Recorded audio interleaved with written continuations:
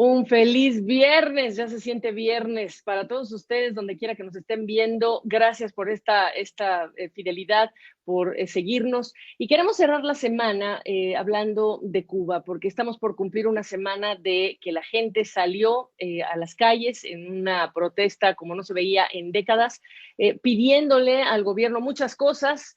Y la interpretación que el mundo hace de estas peticiones va por muchas partes. Libertad, este es el inicio de algo más, queremos alimentos y medicinas, y queremos entonces hablar también de otra de las palabras o de otro de los términos que hemos escuchado en los últimos días para entender mejor la situación de los cubanos.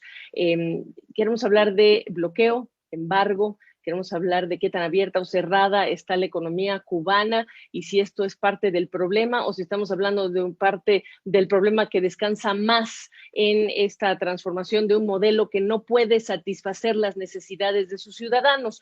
No digo más porque esta charla la vamos a tener con el profesor Antonio Sarabia, a quien hace mucho tiempo no veía, profesor de la Escuela de Negocios Stetson Hatcher, y siempre me equivoco contigo, de la Universidad de Emory, sí, de la Universidad de Mercer, no de Emory, pero estás en Georgia y yo estuve en Georgia viviendo tantos años que hablo de Mercer y hablo de Emory como indistintamente. Qué gusto saludarte. ¿Cómo estás, profesor? Un placer, muy bien, Gaby, es un gusto de verte. Sí, Mercer, porque Mercer y Emory somos rivales, así que no me van a Exacto. perdonar si, si nos confundimos. Sí, estoy en Mercer, pero encantado de conversar contigo sobre este tema. Cuéntame, hablamos mucho de bloqueo, hablamos mucho de embargo.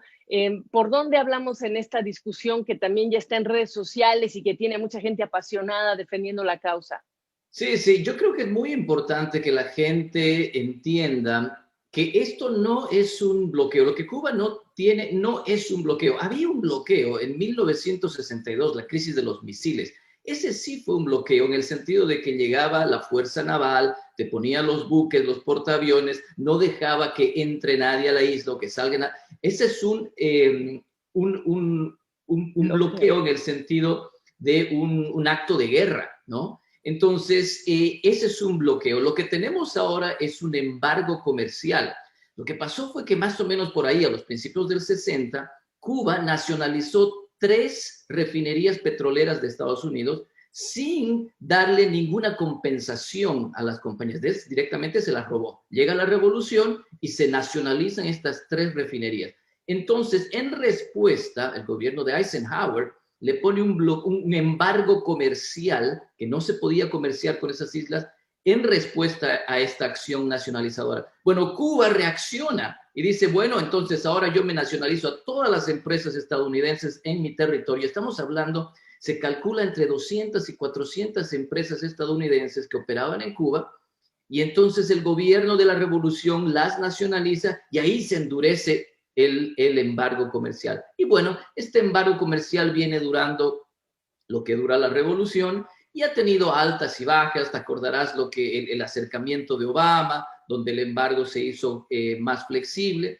Y yo creo que al día de hoy, en realidad, es un embargo muy poroso. Es decir, es un embargo que realmente es flexible, le permite a Cuba tener comercio internacional, no con empresas estadounidenses, pero sí Cuba tiene comercio con muchos países del mundo, incluso con Estados Unidos, porque hay algunas salvaguardas, hay algunos acápites, algunos bienes y servicios con los que sí se puede comerciar con Estados Unidos.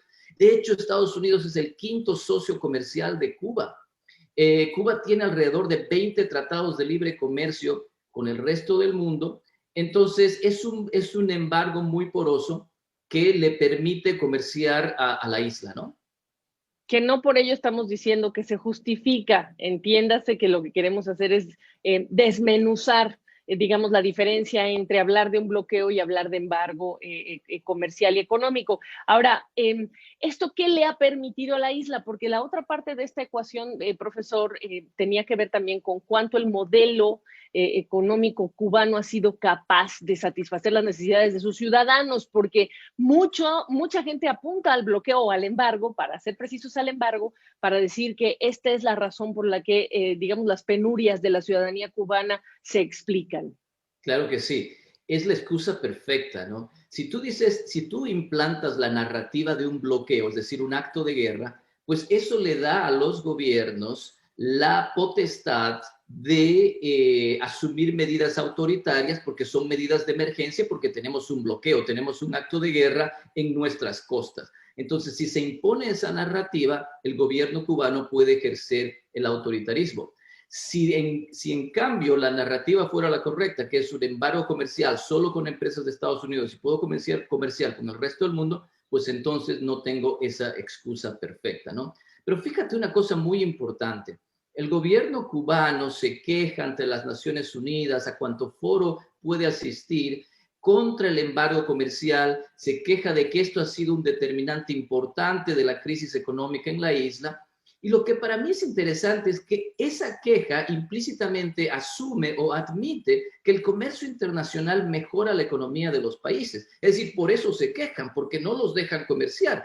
Pero entonces esto es un poco, es difícil de entender. Pues bueno, si entendemos que el comercio internacional es bueno, porque la gente produce su ventaja comparativa y después comercia voluntariamente y ambas partes se llevan un beneficio, ¿por qué no dejamos que ese mismo principio aplique en la ciudadanía del país? Entonces, lo que hace un gobierno socialista es adaptar, asumir el modo de producción, decir, nosotros decimos qué producimos, cómo producimos y para quién producimos. No aceptamos que la gente tenga propiedad privada y por lo tanto comercie entre ellos. Es decir, lo que pedimos a nivel internacional no lo hacemos a nivel interno, ¿no? Ahora, respondiendo específicamente a tu pregunta, si tú le preguntas al gobierno de Cuba, ¿cuánto nos ha costado económicamente este bloqueo que ellos lo llaman? De acuerdo al gobierno de Cuba, ellos te van a decir 730 billones de dólares en todo lo que ha durado el bloqueo. 730.000 millones, eso sería en español. Las Naciones Unidas han hecho otro cálculo. Las Naciones Unidas dicen el bloqueo les ha costado 130.000 millones de dólares, es decir, 7 veces menos. El gobierno cubano siempre lo va a exagerar, 7 veces menos. Si tú me preguntas, ¿el embargo comercial tiene una consecuencia económica negativa? Por supuesto que sí. Yo creo que es muy exagerada. Incluso los 130.000 millones de dólares de las Naciones Unidas me parece una cifra exagerada porque, como te digo, es un embargo muy poroso. Le permite a Cuba comerciar con muchos otros países. Pero sí que tiene un efecto, sí que importa. Ahora, ¿es esa la razón por la cual Cuba sigue sumergido en una crisis, en pobreza absoluta, con 600.000 personas que quieren salir de la isla como de lugar cada año? No. El problema esencial de Cuba es el socialismo, es el modelo que no le ha permitido a la gente la libertad económica para decidir, generar incentivos, producir, intercambiar dentro de la isla. Me voy a meter en áreas más áridas para preguntarte, ¿qué no la lógica de un territorio que es una isla es obligadamente estar conectado con el mundo y entonces los modelos socialistas también tienen que comprender las limitaciones que por definición del territorio no puedes lograr? Y te lo pregunto porque primero se habló de comunismo y pues una isla que tiene que estar conectada con el mundo, dime cómo van a lograr ser comunistas y ser autosuficientes en todos sentidos. Muy difícil. Empezando por energía, porque hay que recordar que Cuba importa al menos 70% de sus alimentos de los que consume, y de energía estamos hablando de 60-65% al menos la dependencia que tiene de importar energía. Entonces te digo, me quiero meter en esta pregunta un poco, si quieres, árida, pero ¿qué no? Entonces también la limitación de modelos como comunismo o socialismo también tiene que jugar el territorio como un factor para hablar de que es posible llevarlo a cabo. Pues completamente, ¿no? Cuando tú empiezas a pensar, ¿cómo una isla tan chiquita puede darse el lujo de decir nosotros nos vamos a satisfacer en el sentido de producir los bienes y servicios que nosotros necesitamos cuando somos tan chiquitos y somos una isla, es decir, naturalmente estamos destinados al comercio? Bueno, es muy fácil, o por lo menos fue para el gobierno de la revolución la salida, ser socialista, ir hacia el comunismo con la ayuda de la Unión Soviética. Es decir, a partir de la revolución, cuando Estados Unidos dice, no, yo voy a hacer un embargo comercial porque ustedes me nacionalizaron las refinerías y después me nacionalizaron estas otras empresas, Ahí la Unión Soviética toma la oportunidad y dice, no se preocupen, nosotros les vamos a comprar o les vamos a vender todo el comercio que hacían con Estados Unidos. De hecho, entonces, a partir del embargo comercial 1960-62, Cuba empezó a estar mejor porque la Unión Soviética le proveía de todo. Eso fue obviamente hasta 1989, el colapso de la Unión Soviética, y el Producto Interno Bruto, escucha este dato, el Producto Interno Bruto de Cuba en 1989, 90, 91, perdió alrededor del 50%, es decir, la economía de la isla se redujo a la mitad cuando la Unión Soviética les quitó el apoyo. Entonces, para Cuba es muy importante agarrar un nuevo socio que le permita satisfacer esas necesidades como lo hacía la Unión Soviética. Y obviamente el elegido fue Venezuela, y Venezuela le mandaba un montón y le sigue mandando un montón de petróleo, lo que tú decías. El consumo energético es mayormente importado, ¿no? Pues esta observación me parece importante porque además me hiciste pensar en Taiwán. Y para mucha gente, lo que creo que sería interesante distinguir es que pues Taiwán no tiene salida necesariamente a conseguir también sus insumos, y Taiwán, las autoridades han apostado más en la gente y apostaron más en el desarrollo del capital humano.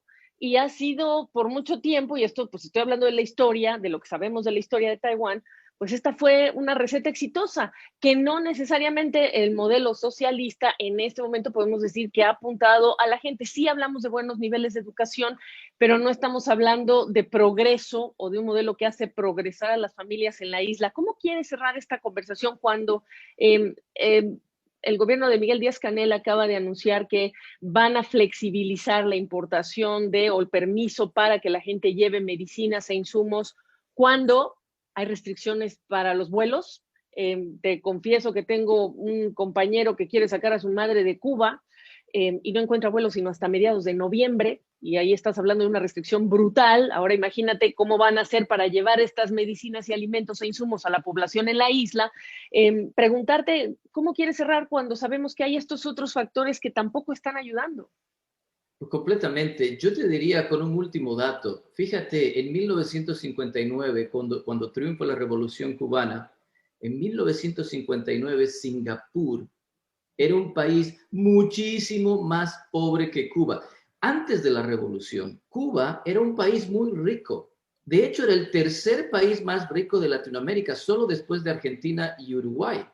Había mucha gente en Europa que quería irse a vivir a Cuba. Solamente el 1959, solamente ese año, habían 12,000 solicitudes de visa en Italia para irse a vivir a Cuba. Y ahora es al revés. Bueno, en 1959 Singapur no era ni la mitad en economía de lo que es Cuba. Y fíjate lo que ha pasado en esos 60 y pico años, ¿no? O sea, lo que es Singapur y lo que es Cuba. Y uno dice exactamente como lo dices tú. ¿Cómo ha hecho Singapur? Pues ha hecho lo mismo que ha hecho Taiwán, apostando en su gente, apostando a la libertad, apostando a darle incentivos a la propiedad privada, al comercio, etcétera, etcétera. Y así es como los países llegan a ser exitosos. Si seguimos la receta de Cuba, vamos hacia el otro lado. Lamentablemente, en nuestra región tenemos todavía líderes que piensan que podemos ir por ese camino, ¿no? Así que yo Hay terminaría con eso. quienes, hay quienes te van a decir que Singapur también tuvo una época muy, muy fuerte de mano dura que la caracteriza. Profesor, como te dirían de los tiempos de Pinochet, por supuesto, cuando salieron los Chicago Boys, todos estos economistas. ¿Qué responderías? Bueno, sí, sin duda alguna. Cada país tiene sus virtudes y sus pecados y sus procesos históricos que son difíciles, pero no necesariamente tienes que elegir a Singapur o Pinochet, que han tenido estas experiencias traumáticas de gobiernos de derecha, dictatoriales, etcétera. Se puede hacer esto en libertad, tienes muchísimos ejemplos, incluso en nuestra región. Si uno habla de Uruguay, por ejemplo, si ves a Uruguay, lo que está haciendo Uruguay, haciendo reformas liberales versus el vecino grande que siempre tenía Uruguay, que era Argentina, que está haciendo al revés, reformas yendo hacia el otro lado, ¿no? Entonces, no necesariamente son las actitudes autocráticas o democráticas, sino las libertades económicas que les puedas dar a la gente, la que te sacan a un país y te lo hace exitoso.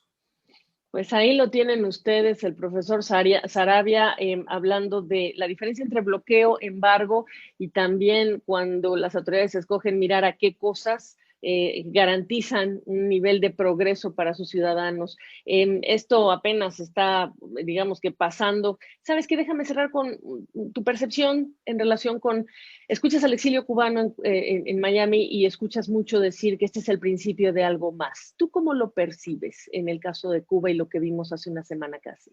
Pues fíjate que los últimos días yo he vivido como todo el mundo las noticias y los videos y tengo muchísima esperanza. Esto no se veía hace muchísimo tiempo, creo que nunca se vio en los 62 años. Espero que sea así, espero que no haya vuelta atrás y que la dictadura termine, que por fin se impongan las libertades en el país. Mucho dependerá si la policía se pasa del lado de la gente o no. Va a ser un proceso muy difícil. Espero que, espero que suceda, pero espero que suceda con poca violencia, ¿no? Así que tengo Sí. esperanza, Gaby.